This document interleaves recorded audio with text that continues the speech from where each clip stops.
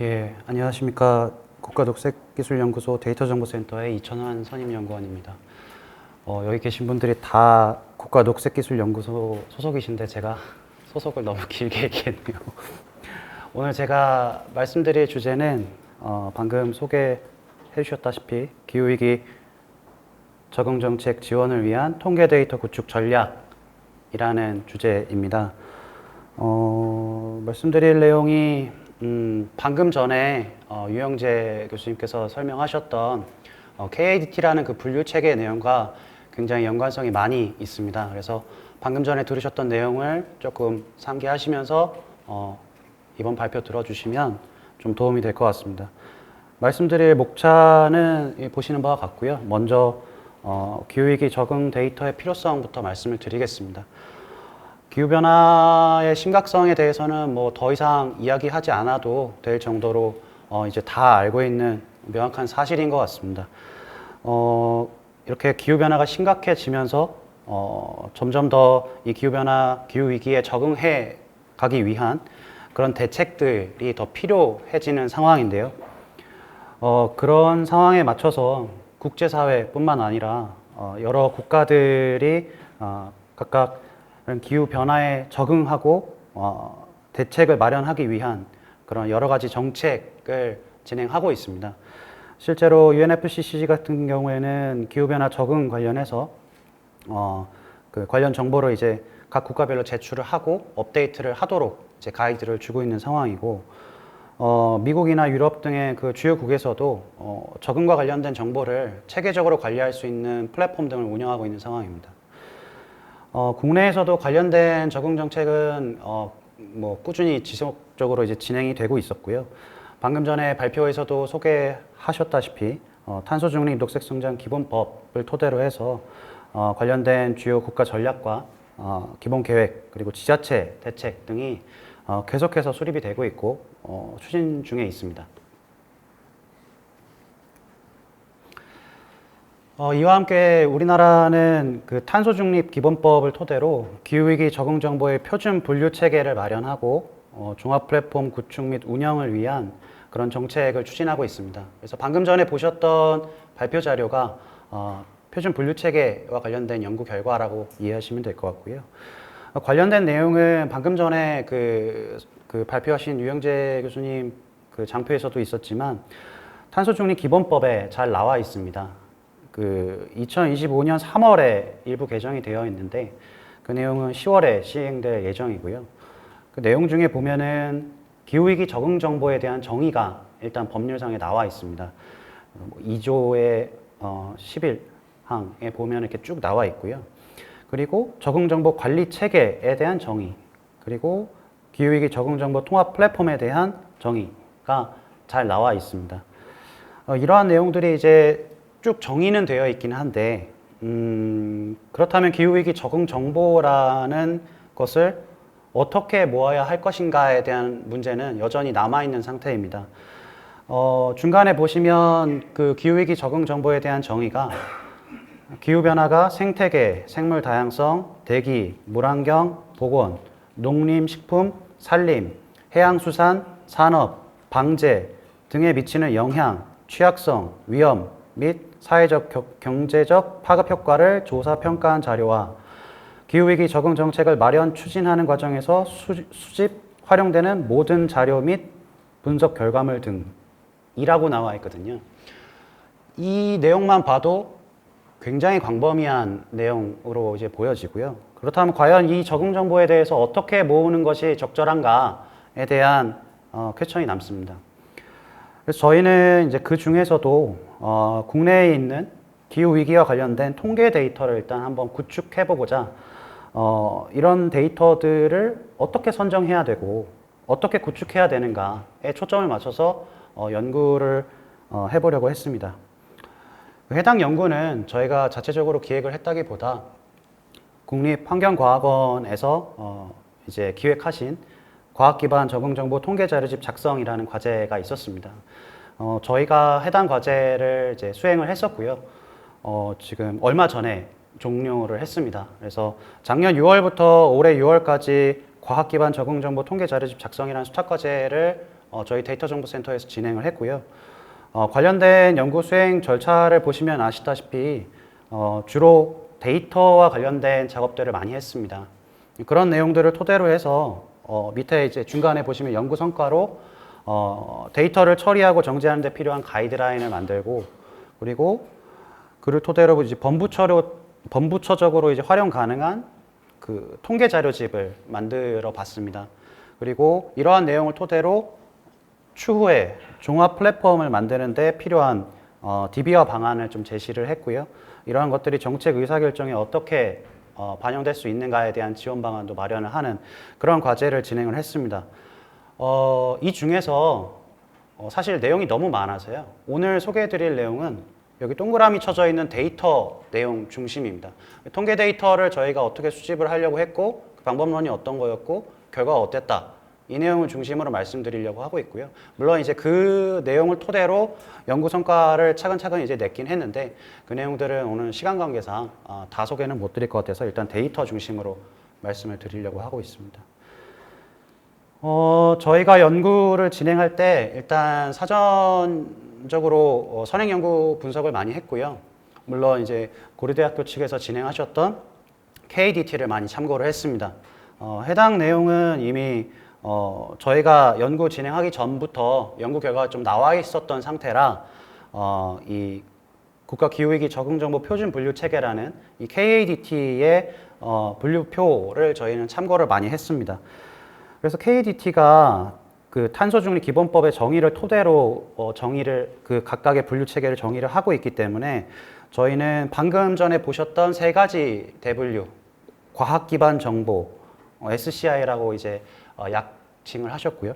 그리고 적응 해법 정보, SOL이라고 이제 약칭을 하셨고, 정책 평가 정보, PEV라고 약칭을 하신 이 세 가지 정보의 분류 체계를 토대로 일단 접근을 해보자라고 기준점을 잡았습니다. 근데 이제 그 세 가지 중에서도 저희는 과학 기반 분류 체계에 좀 집중을 했습니다. 이유는 방금 전에 이제 그 소개해 주셨던 이 세 가지 분류 체계가 내용이 굉장히 광범위하고, 그 중에서도 과학 기반 정보는 측정 가능한 그런 데이터들의 정보에 대한 분류 체계를 나타내는 것이고, 적응 해법 정보는 어떤 그 국가 기후 리스크에 대해서 어떠한 해법을 내야 되는지에 대한 내용들이었고, 그 뒤에 정책 평가 정보는 이러한 리스크를 해결하기 위해서 국내에 어떤 정책들이 있는지에 대해서 평가할 수 있는 그런 분류 체계입니다. 그렇다면 가장 처음에 봐야 될 것은 아무래도 그 기후 리스크에 대한 문제이기 때문에 저희는 초점을 SCI 분류 체계, 과학 기반 정보 분류 체계에 초점을 맞췄습니다. 그래서 그 SCI 분류 체계를 살펴보니 오늘 이제 깊숙하게 말씀은 안 해주셨습니다만 그 네 가지 정도의 뎁스로 이제 구성이 되어 있습니다. 첫 번째는 뭐 대분류고, 그다음 중분류, 소분류, 세분류까지 이렇게 내려가는데요. 세분류 같은 경우에는 문장으로 구성이 되어 있고, 방금 전에 소개해 주셨던 그 리스크에 해당하는 그 문장입니다. 그래서 예를 들면 이상기후로 인한 그린 인프라 피해 위험 증가, 뭐 이런 식으로 이제 문장으로 구성이 되어 있는데, 저희는 이 분류 체계 내용에서 출발을 하려고 했습니다. 이 세 분류 내용에서 주요 키워드를 도출해 보자. 이상기후로 인한 그린 인프라 피해 위험 증가라면 이상기후, 그린 인프라, 이렇게 주요 키워드들을 도출해내는 작업을 먼저 진행을 했고요. 각 주요 키워드별로 그럼 해당하는 데이터는 뭐가 있는가에 대한 조사를 진행을 했습니다. 그렇게 해서 이제 조사를 진행을 했고요.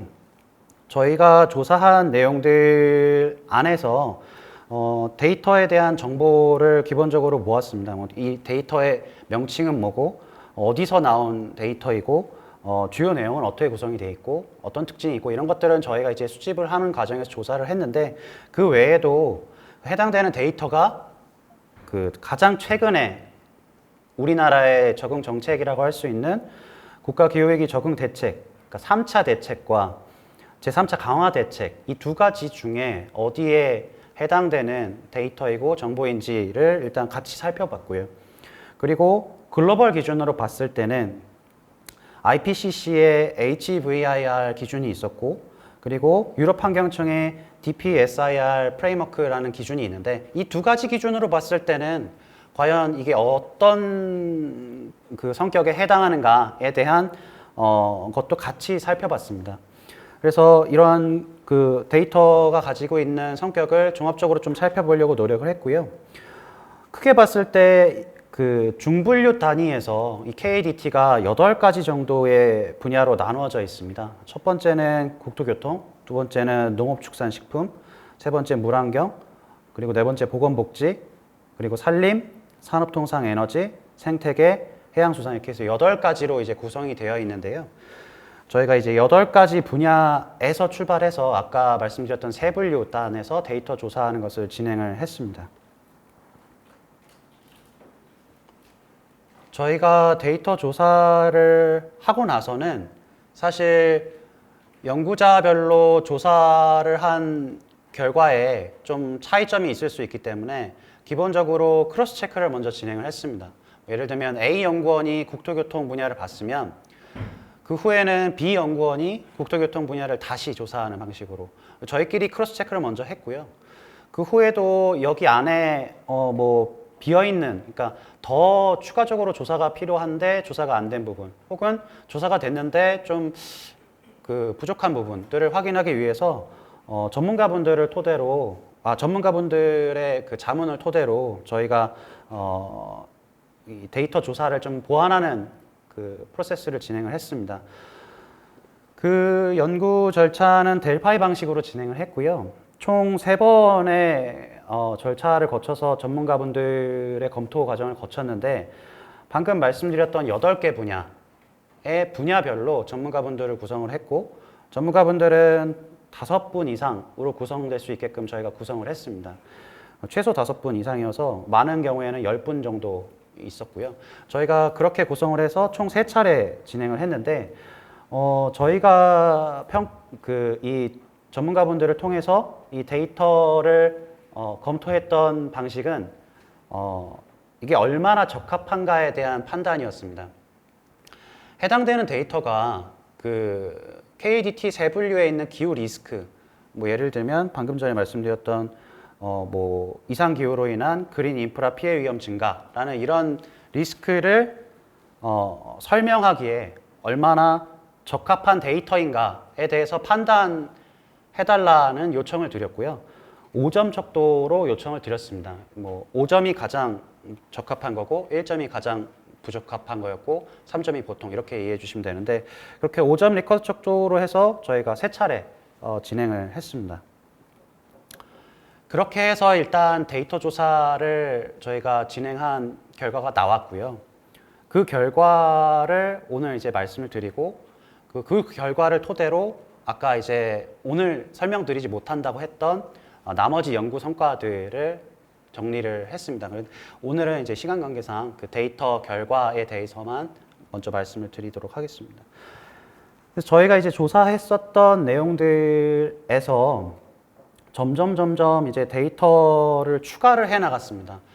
1차 델파이를 했을 때 전문가분들께서 이거는 추가를 해야 된다라고 말씀 주신 부분이 있어서 추가를 했고 2차를 하면서 또 추가를 했고 3차를 하면서 또 추가를 했습니다. 총 3번의 과정을 거쳤는데 최종적으로 모인 것은 이 중간에 보이시는 표에 가장 우측에 있는 데이터 수 미평가 포함이라고 되어 있는 이 수치고요. 총 1838건의 데이터가 모였습니다. 이 내용 안에서 보면 일단 생태계 분야가 가장 많았고 그리고 보건복지 분야, 해양수산 분야, 농업축산식품 분야, 산림 분야, 물환경 분야, 산업통상에너지 분야, 국토교통 분야 이 순서로 저희가 국내 통계 데이터를 확인할 수 있었고요. 이 중에서 저희가 3차 평가를 끝나고 나서 추가로 보완을 한 부분이기 때문에 평가가 된 데이터들만 일단 결과를 살펴봤습니다. 평가가 끝났다라는 거는 그 전문가분들이 1차, 2차를 거치면서 3차까지 이건 적합하다 아니다에 대해서 5점 척도로 평가하신 결과를 얘기하는 거고요. 그 평가하신 데이터 수는 1807건이었습니다. 그래서 한 30개 정도 차이가 나긴 하는데 그 1807건의 데이터를 토대로 저희가 수집된, 조사된 데이터 결과를 좀 살펴봤고요. 총 8개 분야라고 말씀을 드렸는데 그 8개 분야의 적합도 평가 결과입니다.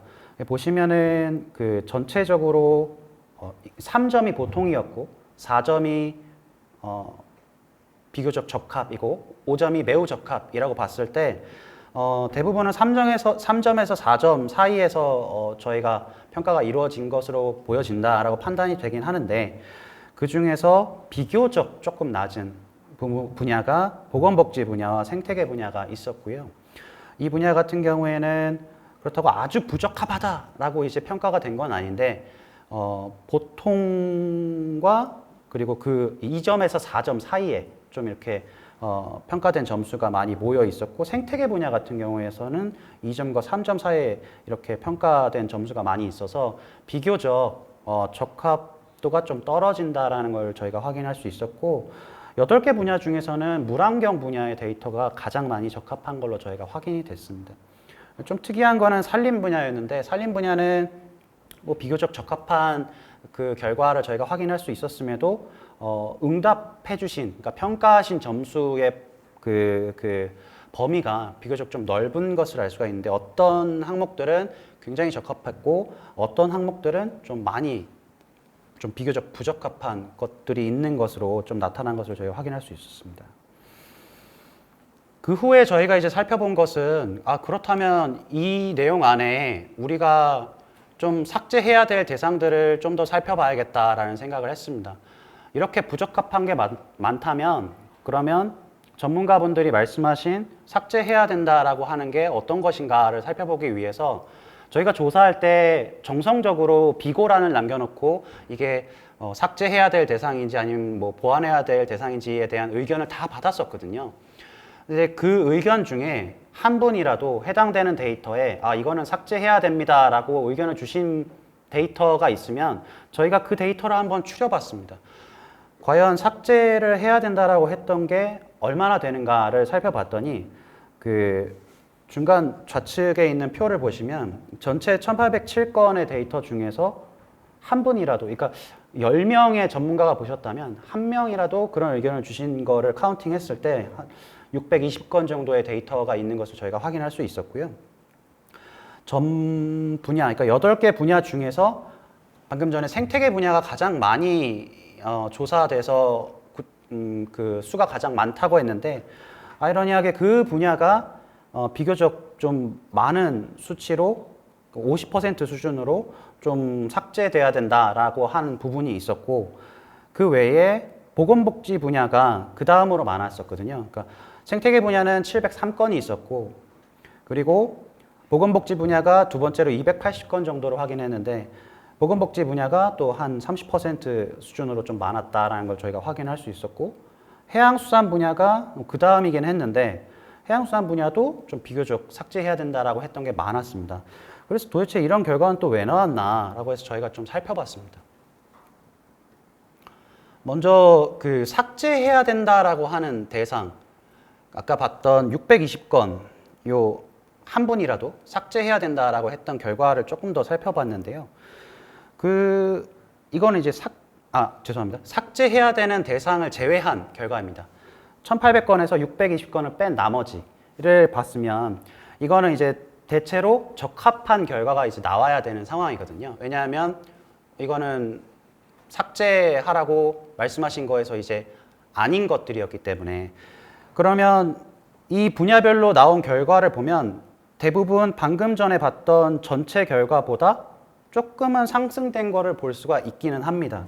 뭐 특히나 물환경 같은 경우에는 아까도 좀 적합한 게 많았었기 때문에 그대로 이제 적합한 게 많았고 그 외에 산림 분야 같은 경우에는 응답했을 때 어떤 문항에 대해서는 좀 많이 적합하다라고 했음에도 불구하고 어떤 데이터는 좀 많이 부적합하다라고 했던 이 응답의 차이가 컸었는데 지금 보시면 산림 분야도 대체로 삭제해야 되는 것들을 제외하면 많이 적합한 것으로 이제 나타나는 것을 볼 수가 있고요. 다만 그럼에도 불구하고 생태계 분야는 여전히 조금 좀 그 보통 정도 수준에 좀 머물러 있는 것을 저희가 확인할 수 있었습니다. 그래서 이거를 조금 더 자세히 봤습니다. 저희가 적합도를 5점 스케일로 봤다고 말씀을 드렸었는데 5점이 이제 가장 적합한 거였고 1점이 가장 부적합이고 3점이 보통이면 저희가 이제 적합도를 3점 이상일 때는 좀 높다고 일단 판단을 해봤고요. 그리고 3점 미만이면 낮다고 판단을 해봤습니다. 그리고 그 전문가분들이 한 개 데이터에 대한 평가를 하셨을 때 그 평가한 점수의 차이가 뭐 최대값과 최소값의 차이가 3점 이상이면 이거는 의견 차이가 좀 크다라고 봤고 3점 미만이면 이건 의견 차이가 좀 적다고 봤습니다. 그래서 이 두 가지의 기준을 다시 놓고 분석을 해보니 삭제해야 되는 대상을 제외한, 그러니까 비교적 적합해야 되는 그런 데이터들을 놓고 본 거거든요. 이 결과를 보니까 8개 분야 평균적으로는 한 77.5% 정도가 적합도가 높게 이제 나오긴 했습니다. 이 평균값을 놓고 봤을 때 비교적 물환경 분야와 산림 분야, 산업통상에너지 분야는 많이 적합하게 저희가 조사한 결과로 이제 볼 수가 있었고요. 그럼에도 불구하고 보건복지 분야와 생태계 분야 같은 경우에는 전문가분들의 의견 차이가 많고 적고를 떠나서 적합도가 여전히 낮은 것들이 비교적 많은 것을 저희가 확인할 수가 있었습니다. 그래서 이 보건복지 분야와 생태계 분야 같은 경우에는 저희가 여러 가지로 좀 살펴볼 필요가 있다라고 일단은 판단이 됐고요. 그 이유에 대해서는 좀 추후에 다시 설명드리겠습니다. 그 후에 살펴본 것이 이제 삭제해야 될 대상입니다. 그럼 이제 삭제해야 되는 것을 빼고 봤는데 그럼 삭제해야 되는 대상은 어떤가를 한번 이제 살펴보니 삭제해야 되는 대상은 당연히 낮아야 되거든요. 그 적합도가. 그래서 보면 비교적 좀 낮게 나왔습니다. 그 기존에는 3점과 4점 사이에 이렇게 다 그 차트가 이렇게 분포가 되어 있었는데 보시면 대부분은 3점 밑으로 이렇게 분포가 되어 있는데 그럼에도 불구하고 일부 분야들은 이 적합한 것들이 삭제 대상으로 들어가 있는 걸 저희가 이제 확인할 수가 있었거든요. 예를 들면 물환경 분야라든가 산업통상에너지 분야라든가 해양수산 분야 같은 경우에는 3점에서 4점 사이에 이 그룹이 나와 있는 것을 저희가 확인할 수가 있었습니다. 그래서 이 삭제해야 되는 대상도 저희가 그 방금 전에 말씀드렸던 적합도와 그리고 그 전문가분들의 의견 차이를 놓고 살펴봤을 때 이거는 삭제해야 되는 대상이기 때문에 당연히 적합도가 낮아야 되거든요. 그래서 8개 분야 평균으로 봤을 때는 한 24% 정도로 해서 낮게 나왔습니다. 낮게 나왔고 이 기준을 이 평균값을 기준으로 봤을 때 보건복지 분야와 생태계 분야 같은 경우에는 비교적 적합도가 낮게 나왔습니다. 적합도가 낮게 나와야 맞는 거죠. 왜냐하면 삭제해야 되는 대상이기 때문에. 근데 이제 그럼에도 불구하고 농업축산식품 분야와 물환경 분야 그리고 산림 분야와 산업통상에너지 분야, 해양수산 분야는 개수는 많지는 않았습니다. 개수는 그렇게 많지는 않았는데 전체에서 봤을 때 비율적으로 비교를 해보면 비교적 조금 아직 적합도가 높은 것들이 포함이 돼 있었다라는 걸 저희가 이제 확인할 수 있었고요. 이런 부분들을 토대로 저희가 내용들을 정리해 나가면서 이제 그 연구 결과를 뽑아내는 과정을 좀 거쳤습니다. 좀 두서없이 말씀을 드렸는데 저희가 이제 했었던 작업은 그 실증적이고 정량적인 통계 데이터를 좀 마련을 하고자 했습니다. 이게 왜 필요하냐? 방금 전에 발표에서도 말씀하셨다시피 기후위기 적응과 관련되어 있는 정보 데이터는 굉장히 많이 있습니다. 국내에도. 뭐 이런저런 부처에서도 많이 나오고 이런저런 연구소에서도 많이 나오고 있는데 근데 그 분야에 관련된 데이터 정보가 그 기관에서 다 나오는 게 맞느냐에 대해서는 또 퀘스천 마크거든요. 그리고 기후 위기에 대응을 하기 위해 이 분야에 대한 통계 데이터를 보려면 어디 가서 봐야 되느냐? 이것도 또 퀘스천 마크입니다. 그거를 이제 한 곳에서 보기 위해서 처음에 기획하신 게 KADT였고 저희는 그 KADT를 토대로 실제로 데이터를 한번 조사를 해본 겁니다. 그 조사를 해보고 이게 맞는가에 대한 판단을 해본 거죠. 그래서 실제로 데이터를 선별하고 이거를 구축할 수 있는 방법을 제시하는데 저희 연구에 조금 의의가 있었다고 저희는 생각을 하고 있습니다. 전반적으로 아까 데이터 조사했던 결과에 대해서 말씀을 드렸을 때 생태계 분야와 보건복지 분야가 비교적 많이 이게 조사가 됐고 그 개수가 굉장히 많다고 말씀을 드렸는데 또 그럼에도 불구하고 데이터 적합도가 좀 비교적 낮은 분야로 두 개의 분야가 이제 보였습니다. 그렇기 때문에 향후에는 해당 분야에 대한 통계 데이터를 조금 더 보강해서 분석하는 과정이 좀 필요할 것으로 저희가 확인을 했고요. 여태까지 이런 과정들이 없었기 때문에 일단 1차적으로 이런 과정을 거쳤다는 것 자체가 저희는 일단 뭐 1차적인 의의는 있다고 생각을 합니다. 그리고 후속적으로 조금 더 해야 될 일을 저희가 생각해 봤을 때는 델파이 조사로 전문가분들을 통해서 3차례나 검증을 했음에도 불구하고 전문가분들의 시각의 차이가 있었습니다. 예를 들면 생태계 분야 같은 경우에 굉장히 분야가 넓습니다. 뭐 육상도 있고 산림도 있고 해양도 있고 이게 굉장히 넓은데 그 각각의 생태계 분야의 그 전문가들이 모여서 한 개의 데이터를 봤을 때 가지고 있는 관점이 굉장히 달랐습니다. 그렇기 때문에 평가 결과가 굉장히 극렬하게 갈리는 경우도 있었고요. 어떤 분들은 이건 맞지 않기 때문에 삭제해야 된다라고 명확하게 작성을 하셨는데 어떤 분들은 이건 삭제 대상이 아니다라고 이제 말씀을 하신 경우도 있었습니다. 이제 그런 식으로 이제 조사를 진행하다 보니 저희가 발견한 부분이 있었고 델파이로는 좀 사실 좀 해결하기 어려운 부분들이 좀 있었기 때문에 향후에는 이런 것들을 조금 더 정성적으로 뭐 포커스 그룹 인터뷰라든가 이런 것들을 좀 보완해서 해야 될 필요성을 저희가 확인할 수 있었고요. 이런 것들이 추후에는 이제 이 국가 기후위기 적응 분야라는 통계 데이터를 구축할 때 한 개의 지표가 될 수 있지 않을까라고 저희는 생각을 하고 있습니다. 이 저희가 했었던 연구 결과가 사실은 공개된 데이터를 중심으로 조사한 결과입니다. 뭐 아직 공개되지 않은 데이터라든가 아니면 어떤 특정 기관에서 자체적으로 공개는 했는데 수치를 저희가 수집할 수 없었던 그런 경우에는 저희가 포함시키지 않았거든요. 그렇기 때문에 향후에는 이런 것들까지 조금 접근할 수 있는 연구가 좀 필요할 것으로 보여지고요.